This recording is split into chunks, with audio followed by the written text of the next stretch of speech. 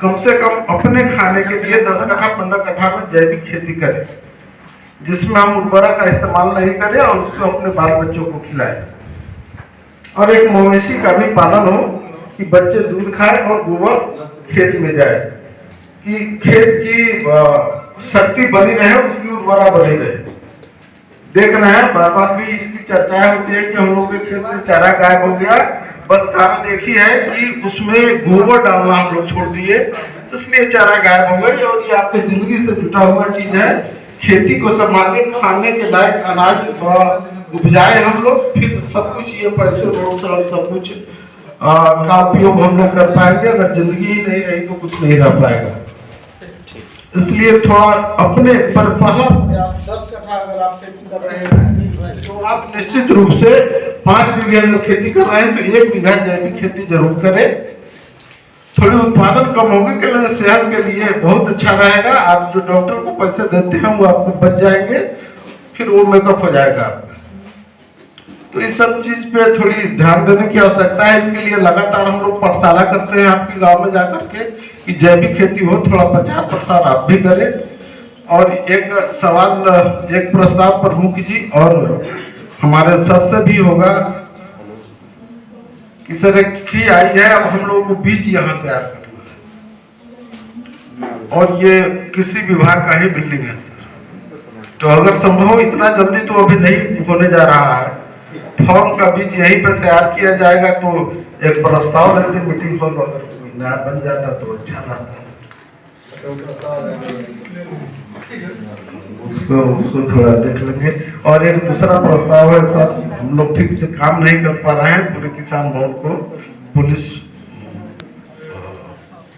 एक मधुआ में अभी आपने नहीं दिया है मुझे डिटेल, तो हम चाहते हैं कि जैसे कि अभी 5 हम ले किया है, एक पहले से था 6, हम चाहते हैं कम से कम इस साल जो 24-25 है, जैसे कि आंगनबाड़ी में अभी ऊपर साहब बात कर रहे थे, तो जैसे हो सकता है कि नहीं आंगनबाड़ी के लिए ना, जैसे कि पहले सुन लिया ना, जैसे कि आंगनबाड़ी भवन जितना का भी बनेगा, पहले 7 का बनता था, 9 का बनता था, फिर अभी जो एस्टिमेट बनेगा 11 का, तो उसमें 2 लाख रुपया देगा हमको समाज कल्याण विभाग, और बाकी जो रेस्ट अमाउंट आएगा 9 लाख वो मनरेगा देगा।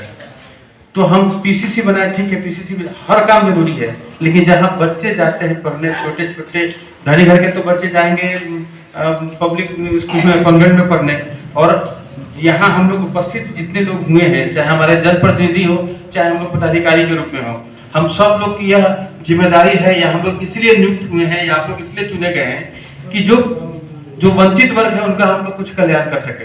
तो मेरा अनुरोध यह रहेगा कि आप लोग इस साल जो 24-25 में योजनाएं लें, तो सबसे पहले 1 या 2 हर पंचायत में आंगनबाड़ी भवन ले लें, तभी लें। बाकी पीसीसी वगैरह हो तो मना ही नहीं है, ये मेरा अपना रिक्वेस्ट है। जैसे अभी आपने किसी पंचायत में 30 लाख का काम किया, तो सिर्फ 12 लाख ही मटेरियल का है ना।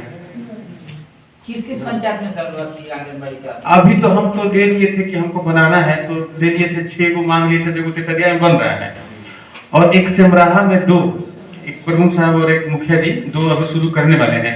एक मधुआ बीच में 1,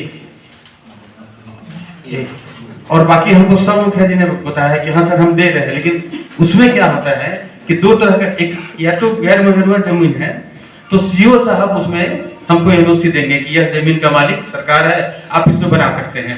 यदि कोई निजी जमीन दाता है जो चाहता है कल्याण करना, तो यदि वो लोग लिख के देंगे, तो सिर्फ फाइल जो है ना सीओ साहब के यहाँ से आप लोग डीसीएलआर साहब के यहाँ बढ़ा दीजिए, डीसीएलआर साहब के यहाँ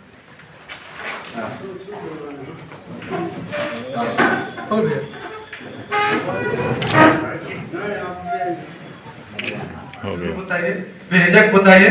सर यहाँ बैठे हुए हैं और यही रहते हैं, और जो है सॉल्व करेंगे। और सब लोग को जितने भी हमारे माननीय पंचायत समिति सदस्य आए हैं और सभी मुखिया जी हैं, हमारे पत्रकार बंधु भी लगभग सारे आए हुए हैं, पूरे विभाग के पत्रकार, अपने विभाग के भी अधिकारीगण आए हुए हैं। मैं सभी को धन्यवाद देता हूँ।